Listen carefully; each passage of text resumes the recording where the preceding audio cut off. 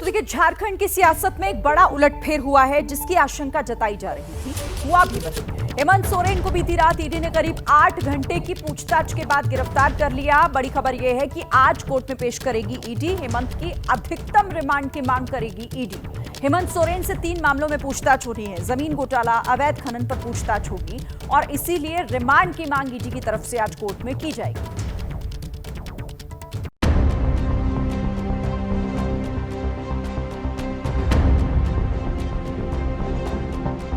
आखिर झारखंड की सियासत में जो चर्चा पिछले कई महीनों से चल रही थी वो सच साबित हुई। जमीन घोटाले में आखिरकार ईडी ने हेमंत सोरेन को बुधवार यानी 31 जनवरी को गिरफ्तार कर लिया। हेमंत सोरेन पर गिरफ्तारी की तलवार पहले से लटक रही थी, लेकिन 28 जनवरी को जिस अंदाज में हेमंत सोरेन दिल्ली से गुम हुए, उसके बाद उनकी गिरफ्तारी करीब करीब तय मानी जा रही थी। बुधवार 31 जनवरी को दोपहर 1:15 बजे ईडी की टीम पूछताछ के लिए हेमंत सोरेन के रांची वाले घर पहुंची। ईडी के अफसर सवाल पूछते रहे और अंदर खाने से खबरें आती रहीं कि ईडी हेमंत सोरेन के जवाबों से संतुष्ट नहीं है। रात 8:30 बजे के आसपास हेमंत सोरेन राजभवन पहुंचे। हेमंत के साथ ईडी की टीम भी थी। राजभवन में हेमंत सोरेन ने राज्यपाल को सीएम पद से अपना इस्तीफा सौंपा। राज्यपाल को इस्तीफा सौंपने के बाद हेमंत सोरेन अपने घर पहुंचे। यहाँ रात 9:33 पर आखिरकार ईडी ने हेमंत सोरेन को गिरफ्तार कर लिया। झारखंड राज्य बनने के बाद सबसे असफल और सबसे भ्रष्ट सरकार का आज अंत हुआ है। माननीय हेमंत सोरेन जी से बहुत उम्मीदें थी राज्य की जनता को। युवाओं के भविष्य के साथ बड़े भद्दे तरीके से मजाक किया और कहीं न कहीं अहंकार इनके अंदर आ गया था। पद का दुरुपयोग जिस तरह से इन्होंने किया, भूल गए कि पाकिस्तान नहीं है, ये भारत है जहां संविधान और कानून ही सर्वोपरि है। गिरफ्तारी के करीब 1.5 घंटे के बाद हेमंत सोरेन के एक्स अकाउंट पर यह पोस्ट आया। गिरफ्तारी को सियासत से जोड़ते हुए हेमंत ने आगे लड़ाई जारी रखने का ऐलान किया, लेकिन रास्ता इतना आसान भी नहीं है। बुधवार को गिरफ्तारी से पहले हेमंत सोरेन से ईडी की टीम ने करीब 8 घंटे पूछताछ की। इन 8 घंटों की पूछताछ में हेमंत की गिरफ्तारी का आधार तैयार हो गया। दरअसल हेमंत सोरेन ने जांच अधिकारियों के सवालों का सीधे जवाब नहीं दिया। जमीन घोटाले के मुख्य आरोपी प्रेम प्रकाश, अमित अग्रवाल और तत्कालीन डीसी छवि रंजन के साथ हेमंत सोरेन के करीबी रिश्ते थे। अवैध खनन में जांच के दौरान भी हेमंत सोरेन की भूमिका सामने आई। जांच में सामने आया कि सोरेन का करीबी अमित अग्रवाल कथित तौर पर सोरेन और उनके करीबी सहयोगियों के ब्लैक मनी को मैनेज करता है।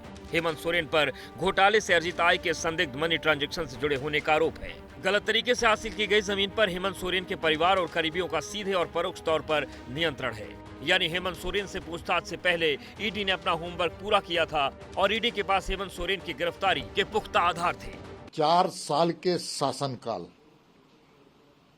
झारखंड को लूटखंड बनाने वाला, भ्रष्टाचार को शिष्टाचार बनाने वाला, जनता की चाहत है भ्रष्टाचार से मुक्ति मिलनी ही चाहिए। ऐसे नेताओं का स्थान जेल के कारावास में है। 31 जनवरी को रात 9:33 पर हेमंत सोरेन की गिरफ्तारी हुई, लेकिन 28 जनवरी के बाद से ही हेमंत सोरेन और ईडी के बीच आंख मिचौली चल रही थी। दरअसल 28 जनवरी को हेमंत सोरेन दिल्ली पहुंचे थे। तब ईडी की टीम हेमंत सोरेन के दिल्ली आवास पर पहुंची, लेकिन हेमंत सोरेन अपने घर पर नहीं मिले। 29 जनवरी को दिल्ली से झारखंड तक ईडी की टीम कई जगहों पर हेमंत सोरेन की तलाश में पहुंची, लेकिन हेमंत सोरेन किसी भी ठिकाने पर नहीं मिले। आखिरकार 2 दिन के बाद हेमंत सोरेन 30 जनवरी को रांची में नजर आए। हेमंत ने अपने आवास पर मंत्री और विधायकों के साथ बैठक की। 31 जनवरी को हेमंत सोरेन से पूछताछ होनी थी। रांची के सियासी गलियारों में ये चर्चा तभी शुरू हो गई थी कि हेमंत सोरेन की गिरफ्तारी तय है और अब बचे हुए समय में हेमंत अपना उत्तराधिकारी तय कर रहे हैं। पूरे देश में ही इस तरह की स्थिति पैदा कर दी गई है भाजपा द्वारा, और जहां भी जनता द्वारा चुनी हुई सरकारें हैं जो भाजपा के नहीं है, वहां इस तरह से सत्ता पलट देखने को मिल रहा है। जिस मामले में हेमंत सोरेन की गिरफ्तारी हुई वो मामला सेना की जमीन से जुड़ा है। ये मामला जून 2022 में सामने आया।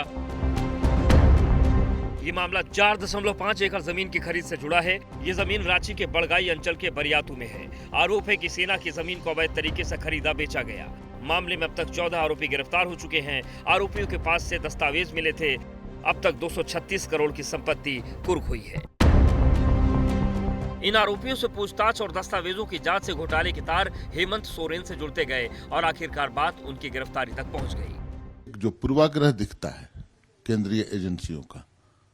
लगता है कोई टास्क मिला हुआ है ऊपर से, और हम तमाम लोग हर स्थिति से निपटने को तैयार हैं।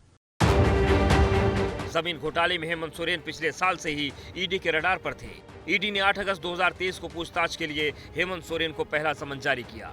19 अगस्त 2023 को दूसरा समन, 1 सितंबर 2023 को तीसरा समन, 17 सितंबर 2023 को चौथा समन, 26 सितंबर 2023 को पांचवा समन, 11 दिसंबर 2023 को छठा समन, 29 दिसंबर 2023 को सातवां समन, 13 जनवरी 2024 को आठवां समन, 25 जनवरी 2024 को 9वां समन, 27 जनवरी 2024 को 10वां समन जारी किया था। 20 जनवरी को ईडी ने हेमंत सोरेन से रांची में उनके आवास पर करीब 7 घंटे पूछताछ की थी। आज ईडी हेमंत सोरेन को कोर्ट में पेश करेगी। वहीं दूसरी तरफ गिरफ्तारी के खिलाफ हेमंत सोरेन ने झारखंड हाई कोर्ट में रिट पिटीशन दायर की है। इस याचिका पर भी आज कोर्ट में सुनवाई होगी। इसी बीच हेमंत सोरेन की गिरफ्तारी के खिलाफ आज आदिवासी संगठनों ने झारखंड बंद का ऐलान किया है।